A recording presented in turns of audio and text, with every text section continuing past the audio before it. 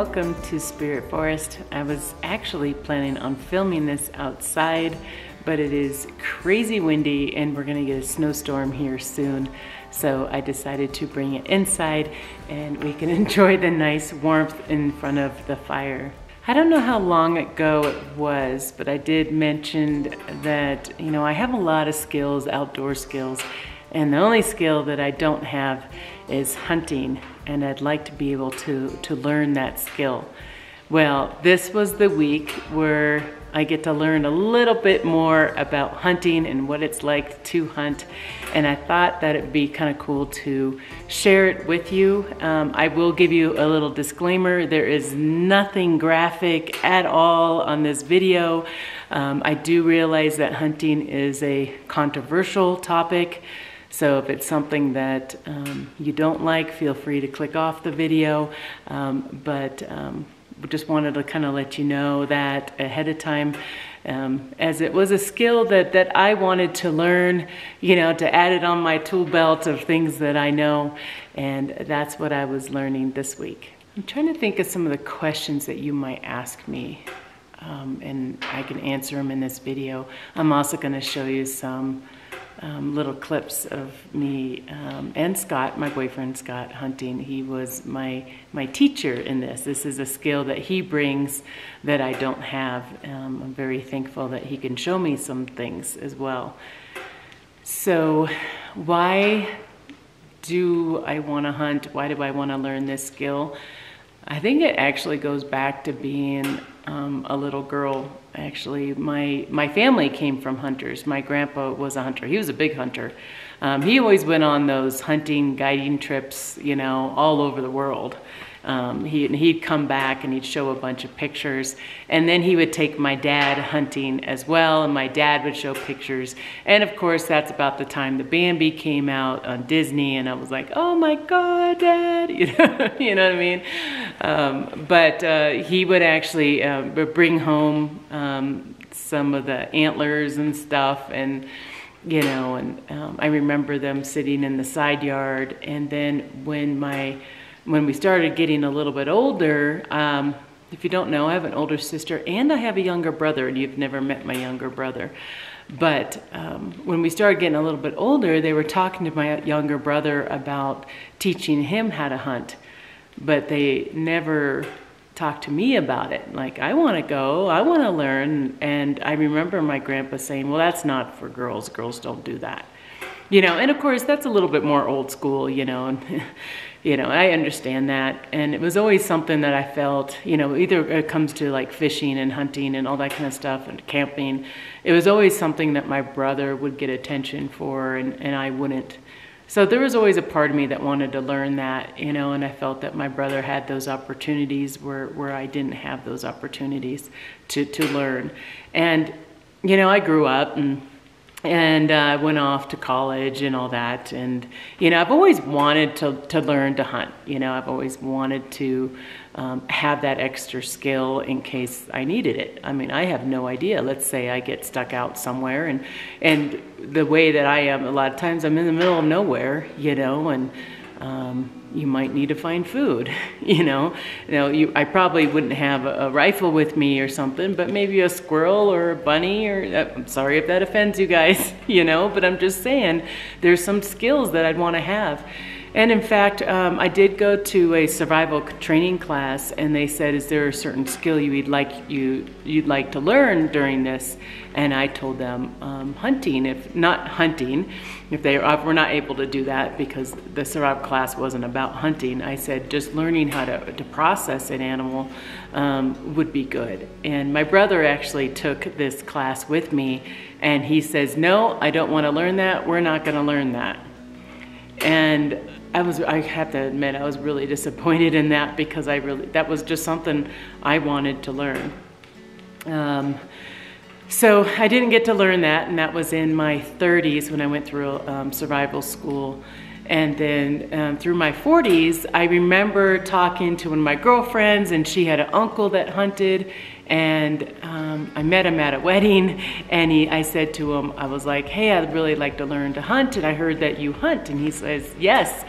said, well, can you take me out? And he says, well, you know, you got to be able to, you know, pack and hike really far and you know, pack the meat out and stuff like that. And I was like, well, I'm pretty sure I probably can do that. He's like, we get out in the middle of nowhere and we're camping and it's cold, and you know, and it was almost like he was kind of talking me out of hunting, you know, or he didn't want to take me. I don't know what it was, but I didn't pursue that, and that was my only opportunity again to learn to hunt, other than actually taking like possibly a class and paying for it, which I did look online. It was a couple years ago. I looked online and I wanted a female trainer, because I just didn't want that over my head of, you know, the whole male thing that I seem to always get.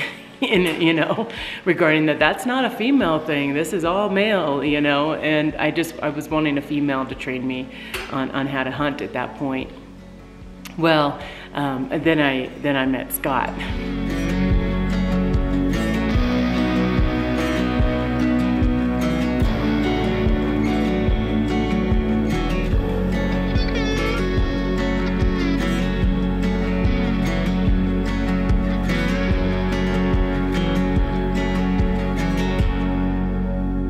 So yeah, my boyfriend Scott has those skills. I'm like, bonus. And he's not the type of guy that is like, this is only for males and this is only for females. He's really more of the type of person that, like, he likes to teach, you know, and I think he's like me. Like, I feel like I'm the same way. I like showing people new things and showing new skills, and, you know, we can learn from each other, and I think that that's really wonderful. And I told him that I wanted to go hunting with him, and I think he was a little surprised that I said that, but he's like, really, you sure you want to go? And I'm like, yeah, I want to go, you know. And so I was like, you know, and in my head, my impression of hunting and what it's like to be a hunter, I think it was kind of similar to what I experienced. So I backpack a lot, as you guys know, and I hike a lot. I usually stop hiking in October and November time. And that is because, well, the hunters are out, you know, and I have been scared multiple times, and I should have been wearing orange, you know, which I got an orange hat on today, which was my fashion this week, you know, and I should have been wearing all of that when I was backpacking. But there's some scary people out there that are hunting, you know, and these people that I've run into, which are all males, I've never run into a female hunter, still yet haven't run into one, but they're a little scary sometimes. They get a little excited, you know, a little passionate, you know. Like, I had one jump out on a trail. I was hiking down a trail, and he jumps out, and he's like, "Arr!" And he's like making these weird noises at me, and then he like runs off to the wilderness, and I was like, what just happened? Yeah, okay, so Scott's not like that. Thank you. Because I was like, I told him, I said, oh, we're gonna go hunting, I'm gonna paint my face, we're gonna do this. He's like, well, no, you're not gonna do that. I was like, what? I'm gonna get all camo, and he's like, no, you're not gonna do that. I found hunting to be a fun and exciting way of hiking, because literally we hiked every day. And there was different kinds, and he was kind of showing me different ways in which people hunt and what is more successful that's for him. I do realize, okay, everything that I'm talking about is, you know, what I experienced this 1 week. And I do know that, you know, I'm hoping over the years I'll be able to hunt some more, and I'll learn a lot more, and my impression will probably end up changing. But there's different ways of hunting. In the situation that we're in and the land that we're in and so forth. So I just want to let you know that, you know, you could either hike around and basically you're looking for the animals, or you stay in one spot and wait for an animal to pass by. So we tried both ways.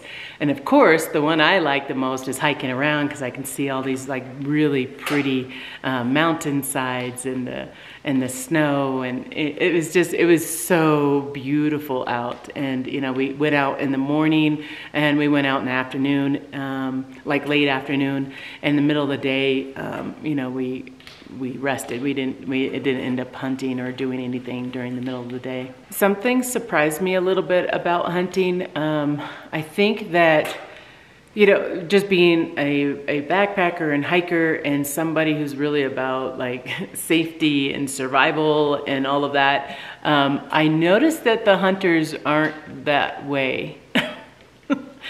No, I mean, they're carrying minimal amount of gear. Now, I ran into a few hunters out there, and the minimal amount of gear is on them when they're hunting. Like, I thought that they'd be carrying a big backpack and they'd have like a deer bag in there and extra ammo or, you know, other types of gear. I don't know all the gear yet. Again, you guys, I'm still learning, you know. So I thought that they'd have this big backpack and have a rifle on them and hike through. But the majority of them were just them, their jacket, their orange gear, and their gun. And that was it. No water, no backpack, like nothing. Like, I was like really shocked by that. In fact, Scott was one of them, you know. So we're leaving the car, we're going out, and I'm, you know, getting my backpack on and stuff, you know, and he's just like, and I was like, hey, you got your water? He's like, no, I didn't bring water. I'm like, really? You know, and I think there were some days we were hiking for like 6 to 7 miles possibly, you know, like we were hiking up hills and stuff, you know, and I kind of told him, I was like, you know, I think in the future you should really bring some water. I did see one hunter with a backpack and like a little bottle of water with him, and I was just like, well, at least there's one. Sorry, Scott, I'm just saying, you know, you got to bring water. You're at like 10,000 feet and you're hiking up all these hills, you know, you're using a lot of energy going up, you know. So I brought water and I brought snacks, you know. But again, that's because I'm more of the hiker kind, you know. So I'm just like, oh, we got to bring this, you know. But I can see with these guys, the adrenaline's pumping and stuff, you know, that I think that they don't need any energy or any power bars. They're just like going out.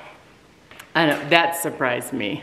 Another thing that surprised me as well is it wasn't so much about tracking. And it could have been just the area I'm in, you know. So again, it's just the situation that we're in, is that you're looking at tracks and you're looking to see if they're fresh, but you're not actually following the footprints.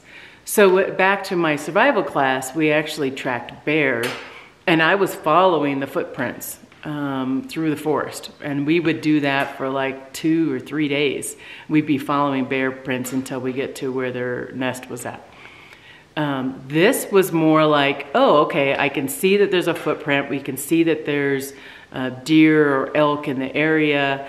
So we're in the right spot, but we're not actually following those fresh footprints. We're just kind of walking around, you know? So that was surprising to me. And I think other hunters were the same way as well. It's just kind of more of, part of me feels like it's a lot of luck whether or not you run into an animal as well. Now, in this case, we had one tag, which means that you get a tag for the type of animal that you can hunt. And we were hunting a cow elk, which is basically a female elk.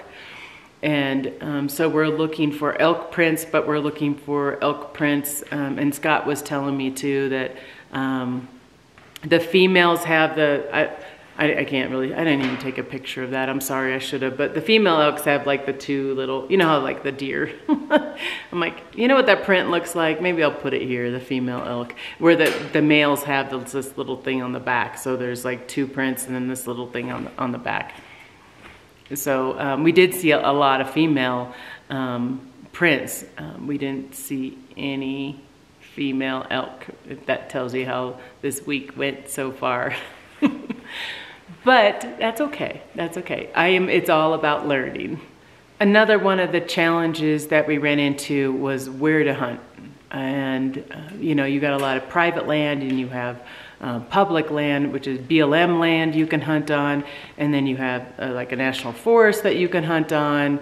And then like there's these lands that are out in the middle. It's like this island that you can hunt on, but you can't get there because it's surrounded by a bunch of private land.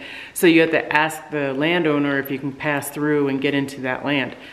It was, that was pretty complicated, I would think. I think it was kind of complicated for Scott as well, but it is a new area for him, so we're both learning. I do have a friend out here. We were able to hunt on his land, and there were evidence of elk, female elk on that land. And we were on there for, I don't know, it might have been 4 hours. We were walking around and stuff. It was, again, it was just really pretty, and you're off trail, you're not on a trail the whole time, you know, and we didn't even have a map with us or anything, but maybe I'll mention that later. So I asked Scott, you know, being that this area is new to him, hunting around this area, I said, what did you learn? What would you do different for next year? And he said he'd probably do a bit more homework. We did find an app, or we talked to other hunters, and there's an app that everyone downloads, and it tells you which is private land, which is public land, and we ended up using that, and it like tracks you and stuff like that, and you can put like waypoints on it, and he was loving that app, you know. So next year when we go out, we have a better idea of the areas, you know, so we kind of know where to go and what are good areas too. But we did find some on the map, and we went to those locations, and I think in one spot, we were sitting in one spot, we had 4 or 5 hunters behind us that you could almost see them. 5 hunters behind us and 2 hunters in front of us. So I felt that it was like pretty crowded.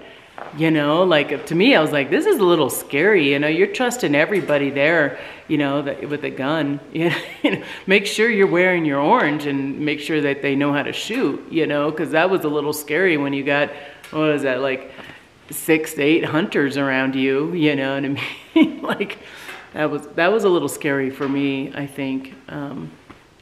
But, you know, being able to go to spots that not a lot of people are at are pretty good. However, I did notice that a lot of the hunters that we met were really nice. Everybody was really open to talking to you. You know, like this one guy, we would tell him what kind of tag we have, and he says, oh, I saw some cows over here on the other side. You know, if you go over there, they went over there in the morning, and, you know, because he had a different kind of tag, but, you know, you're looking at these other animals. I mean, we saw plenty of deer. We saw a ton of deer, and they were really beautiful, and we saw some bull elk as well that you saw. But when you're looking for a particular type of deer, meaning that elk, and you got to make sure it's female, you know, it's kind of slim pickings, you know, so it was hard. It's not something that's easy, you know, and we did notice some guys were kind of hunting from their car. They're driving around on these back roads and they're hunting from their car. And to be honest with you, I think we were doing a little bit of the same, you know, you're driving down these roads into these beautiful areas, and you know you can either hunt on either side. You know, I was thinking like that one day when we were walking, I think it was about 6 miles in, I was thinking, like, how are we going to carry this elk out? I didn't say anything to Scott, but I'm like, we better turn around because there's no way I'm going to be carrying this thing 6 miles, you know? Then I started thinking about my friend's uncle, and I was like, because an elk is pretty big. That's a pretty big animal, and that's at least 4 or 5 trips, and you're hiking up these big hills, you know? So, I mean, when I was walking around, I was like, I better get in some better shape for next year in case we actually get an animal, you know. So there's a lot of rules to hunting as well. I do not know all of them. I was asking Scott a lot of questions and stuff, and so there's a lot of rules. The biggest one is like when you can shoot and what you can leave on the land after you've shot an animal. That to me was a surprise. I thought you could just shoot all day. I did. I thought you could, but it's like, I don't know if it's like a half hour after sunset or a half, and then in the morning it's like a half hour from sunrise or something like that. But there's certain hours that you can hunt and certain hours you can't. So I told him, I was like, well, what if we found an elk because we're leaving, you know? I was like, what if we found an elk right now? We could just shoot it. And he's like, no, we're past the time. I'm like, who would know? He's like, no, trust me. You don't want to shoot an animal outside that time. And I was like, okay, yeah. So it's like you really follow the rules. You know, there's a lot of rules to hunting. So And again, I don't know all of them, and I was learning them as I was walking around. And, you know, we try not to talk that much when we're walking. You know, you try to be really quiet and stealthy, you know. That's really hard when you're in a group of aspens. Yeah. So I learned the word push. Yeah, we were pushing the elk out of the area as we went through this like really tight aspen grove, and it was just really, there was no way to stay quiet in that. Speaking of aspen groves, you can tell if there's deer or elk in the area because of the markings on the trees, and I didn't know that. It's called a black line, and it's kind of, I guess it's about 6 feet and down. You could see where the elk and the deer were eating on the aspens. I think Scott said it was just the elk that were doing that, but I'm guessing it's the deer as well. But they were eating the aspens, and so they're all bruised up towards the bottom of the aspen tree. And that's how you know that there's animals in that area. It's not so prominent here, but you notice how most of the black marking is about this high and lower? Yep. That's because, see, all those are old chew marks from elk. When they can't get to the grass, they just graze and they chew they call it the black line. There's more of that tree right there. They're probably a couple years old over there. That's one reason why you can tell if elk and deer are in these areas in the middle of winter is if there's a black line on the aspen trees. Well, I'm sure you figured out I did not get a deer or elk. And in fact, I wasn't the one pulling the trigger. I was actually just tagging along and kind of seeing how it works and stuff like that before I would get my own tag. And unfortunately, we didn't get one, so I still didn't get all the skills that I want to learn. But there is, again, next year. You only get a certain window in which you can hunt, and I can no longer hunt anymore. We did see some animals right after shooting time, and we were not able to shoot them because, first of all, it was after the shooting time, and again, it wasn't the right gender. So then maybe next year we'll be able to do one. And again, it's just some skills that I just want to learn, you know. I think that the deer and the elk is a pretty big animal to start with. But, you know, maybe we can start with a bunny or something. I don't know. I think it added a different element to hiking for me. You know, it almost gave hiking a little bit more of a purpose. And you weren't on a trail, which I absolutely love hiking not on trail. So you're just kind of wandering around, and then we would sit and we would just look at the wind blow. And it was just so beautiful that even if you don't get an animal, it was just nice to be outside. And I was outside for a week, and I couldn't be any happier, you know. And it was really cold, you guys. It was really cold. But hopefully next year I will be able to continue this adventure and learning and tell you guys how it went. Thank you for watching. I appreciate all the views that I get and all of you that support me through this journey of just learning. And that's really what I want to do, is I just want to learn as many outdoor skills that I could possibly learn. And this was another one I wanted to put on my tool belt. I still have a lot to learn, as I just kind of basically dusted off the surface of this adventure. But there is, again, next year, and I will try it again next year. Thanks again. Bye-bye. Look at the sunset.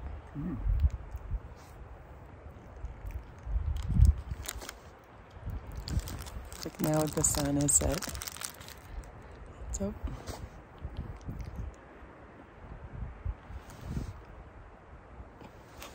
I'm hungry.